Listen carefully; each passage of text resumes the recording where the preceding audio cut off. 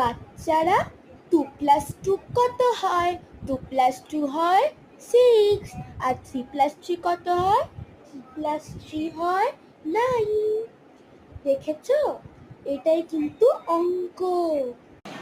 এই যে মহারানী, তোকে আমি সারা বাড়ি খুঁজে ফেললাম, আর তুই এখানে এইসব করছিস গামছা বেঁধে মাথায়? হ্যাঁ, কি এটা? আরে মা, টানছো কেন?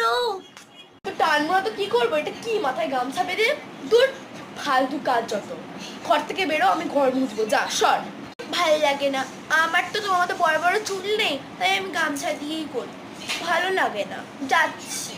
আমার মতো বড় চুল তো এখন হবেও না রে, তুই এখন ছোট। ছোটদের এখন এত বড় চুল রাখা ঠিক না। তুই এখন নিজের চুলে খেয়াল রাখতে পারিস না। যখন বড় হবি তখন বড় চুল লাগবে।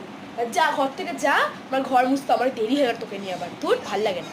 স্টুডেন্টস, ফটোসিনথেসিস কাকে বলে?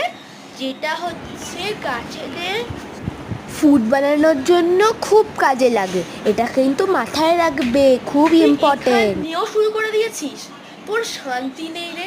তুই এত দেওয়াল নষ্ট করে সেটা দিয়ে, আবার তো হাত টাকা নষ্ট করে পেন দিয়ে আবার। তোর শান্তি হয় না, ফাল জিনিসপত্র করে তোর। তুই কি পাস এগুলো করে বল? তুই কি পাস?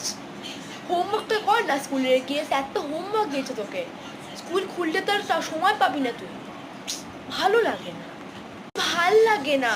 তুমি যাও না ঘর থেকে, আমি একটা কাজ করছি তো, তুমি বুঝবে না আমি কি করছি। যাও ঘর থেকে যাও, আমার ভাল লাগছে না।